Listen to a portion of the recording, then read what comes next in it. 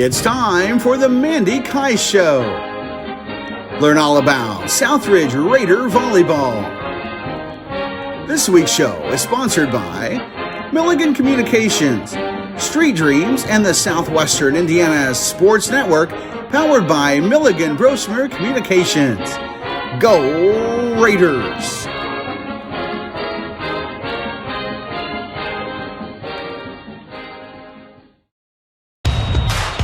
This is your IHSAA.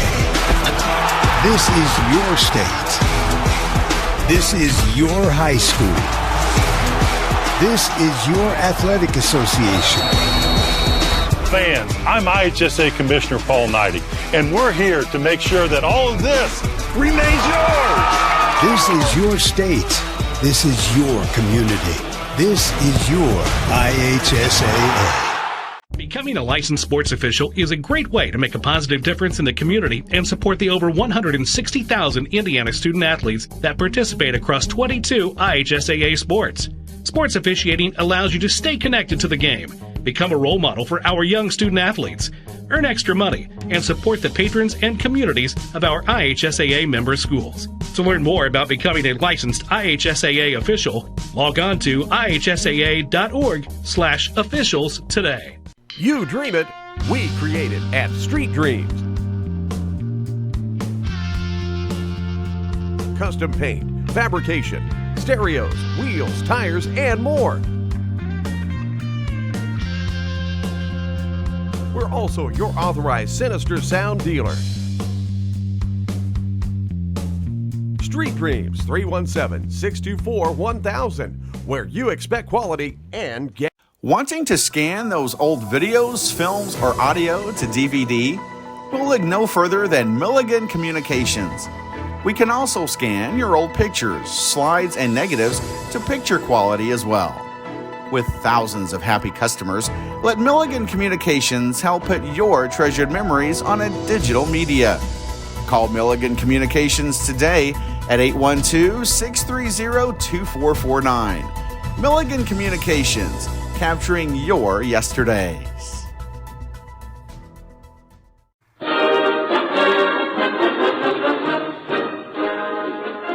And welcome to the Mande Keusch Show. And Coach, last week was sectional, and why don't you recap that for us? Okay, yeah, we met up with Eastern Green in the semifinals, which was kind of a little bit unexpected.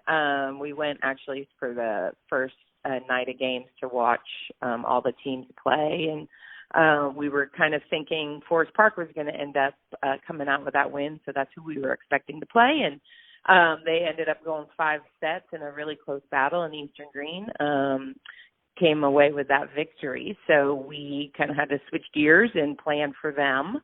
And I thought our girls played pretty well overall, seeing that we hadn't had any of the on-court experience like Eastern had already at that point, and, you know, trying to work through just the nerves in the beginning. But I think they played pretty solid overall, and we ended up winning in 3, barely. Our third set was, I think, 28-26.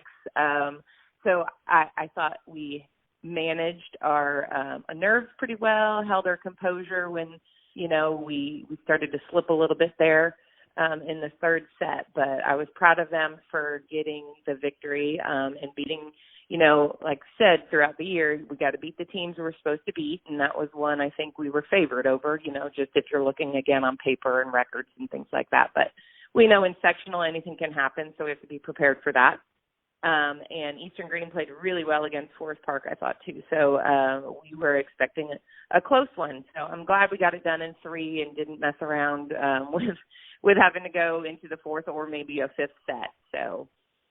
And then we had to face Linton in the championship, which we expected Linton to be in there. That would have been definitely an upset for them to get beat, but really they played North Knox in the first match, and North Knox gave them a big battle, and I was really impressed with how they played, and almost got a couple sets off of them. I think all their sets were within maybe 5 points at the most, so that almost seemed like it was the championship game, the way that they were playing against each other. And I really wish when we came out, because we had played Linton earlier in the season, and we didn't get a set off of them, but I think we were pretty competitive with them. And I was hoping that we were going to play, similarly in the finals. We started off pretty well actually against them, and we were leading for quite a bit of the game, and I think maybe it was like 14-16 at one point, something like that. And Linton just kind of took it from us, and we couldn't get it back. Obviously they're a really good team with a really strong hitter with a Warwick girl and her sister who sets and hits too, and they just played a real solid matchup. Their first set, they, made more errors than we knew they probably would the rest of the match. And so, it was pretty competitive there for a while in the first set, and then the wheels just completely fell off in our second set. And I threw everything we could at them. Our serve receive just kind of broke down, and we didn't get a lot of offense going. Couldn't stop their hitters in the block, which, we don't have a strong block, and we knew that was our weakness. And then when you got a player that's, over 6 foot who can kind of hit around or over you whenever she wants, that kind of makes things difficult to get a dig up on her. So that was a struggle. Our second set, we definitely did not hang with them, but I was proud of the way they kind of bounced back and hold their heads down and showed a little bit more fight in the third set, and we kind of got back where we were with them in the first set, making it a lot more competitive in that one. So overall, again, we didn't get upset by anybody, but unfortunately we didn't upset anybody either. Okay. Well, I was able to sit here and watch it on the Greene County Sports Network. Mm-hmm. And it was kind of nice to watch, and it was exciting to watch as well. So it was not only the Lynn game, but the Eastern Greene game was also on. So yeah, I was happy that because that's quite a ways for our fans to travel, especially when you got a big gap in between games like that too. So I was glad that we happened to end up playing, two Greene County schools where it would be broadcast for our fans to watch too. So that was nice. And for those who don't know, we have a Roku channel, and we do have the Take the Leg game of the boys game on there for people to enjoy anytime they want to. Good. That's great.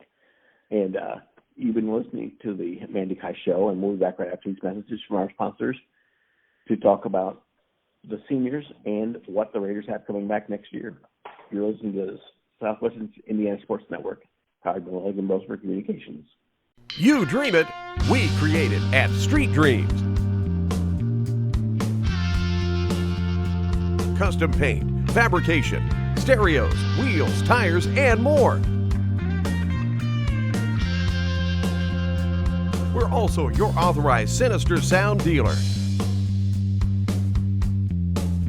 Street Dreams, 317-624-1000, where you expect quality and get. Wanting to scan those old videos, films, or audio to DVD?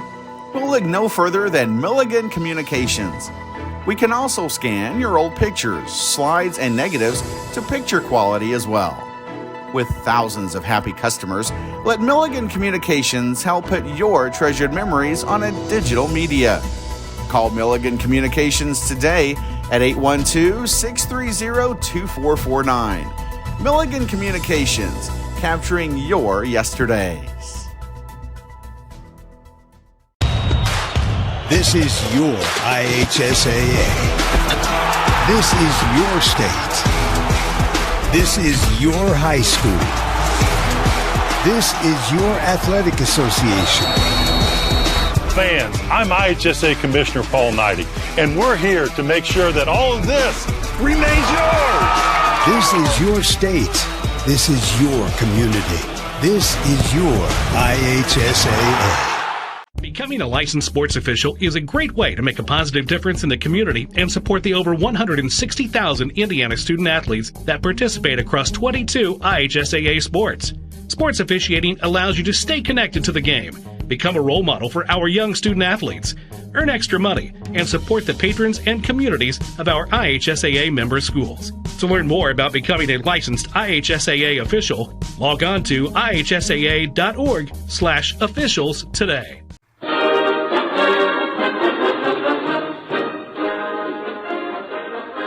Welcome back to the Mande Keusch Show. And Coach, this year was by far one of the better years that Southridge has had for quite a while.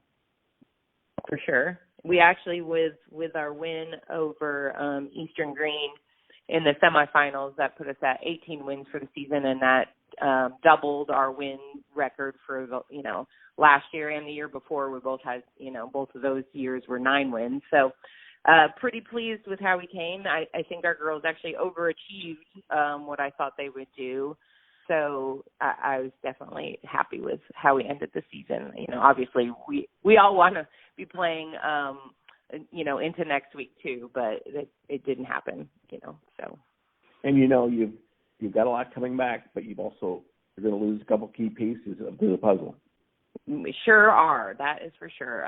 Carly and Maddie have been with us for, 4 years and played pretty key roles, for the last 3 years on varsity. So, Carly was our libero this year, and Maddie has been our setter and one of our main setters for the last 3 years. So, that's our X factor, I think, for next year is figuring out who.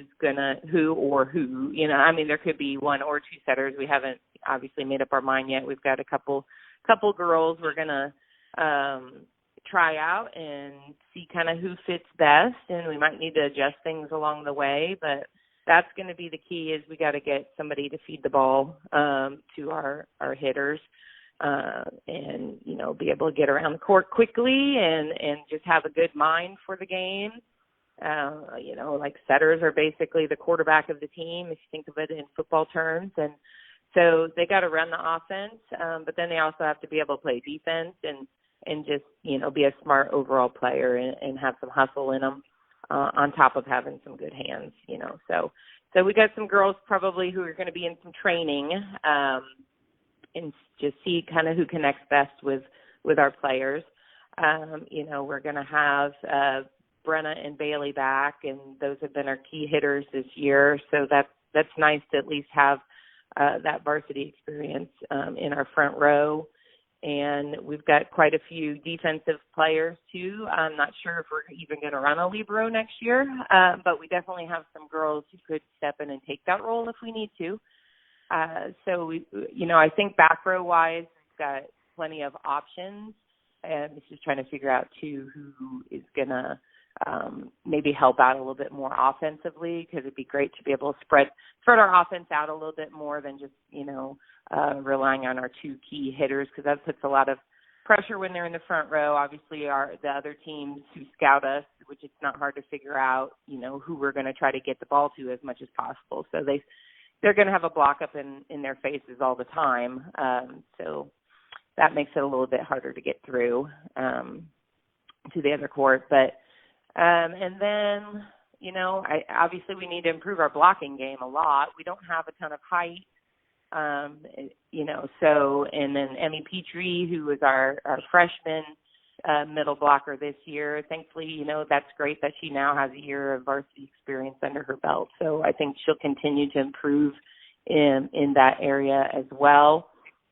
And Caitlin Frick was our other middle blocker, who will be a senior next year. So, I expect her to probably be somewhere in the front row again. I'm not sure if it'll be in the middle or not. Just depends if we have some JV players who maybe can step up. We had some injuries for some girls who didn't even play varsity this year because they were out the whole season. So we'll see if they come back 100% and maybe if they can fill a role as well on the team. And, the key thing is with only losing 2 players for graduation, that means that the Raiders have a lot back and a lot to look forward to next season. Oh, yeah, definitely. I think, we've got a good foundation to build on, and a lot of girls with a lot of experience now. And obviously they've shown that they have that competitive spirit, and, they're just going to continue to get smarter on the court, better at reading hitters, better at reading defense and figuring out where to put the ball. So I think we should be in, pretty solid footing. Well, Coach, good luck to the Raiders this season, not this season, on the off season, on getting better, and we're looking forward to Southridge Volleyball next year.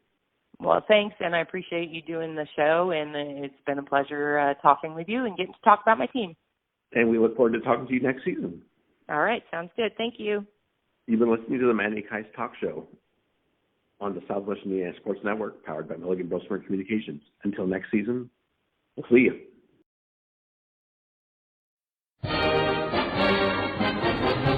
You have been listening to the Mande Keusch Show. Join us every week to learn more about Southridge Raider Volleyball. This week's show has been brought to you by Milligan Communications, Street Dreams, and the Southwestern Indiana Sports Network, powered by Milligan Brosmer Communications. See you next week.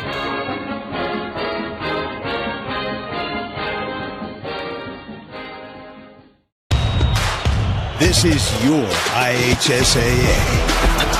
This is your state. This is your high school. This is your athletic association. Fans, I'm IHSA Commissioner Paul Knighty, and we're here to make sure that all of this remains yours. This is your state. This is your community. This is your IHSAA. Becoming a licensed sports official is a great way to make a positive difference in the community and support the over 160,000 Indiana student athletes that participate across 22 IHSAA sports. Sports officiating allows you to stay connected to the game, become a role model for our young student athletes, earn extra money, and support the patrons and communities of our IHSAA member schools. To learn more about becoming a licensed IHSAA official, log on to ihsaa.org/officials today.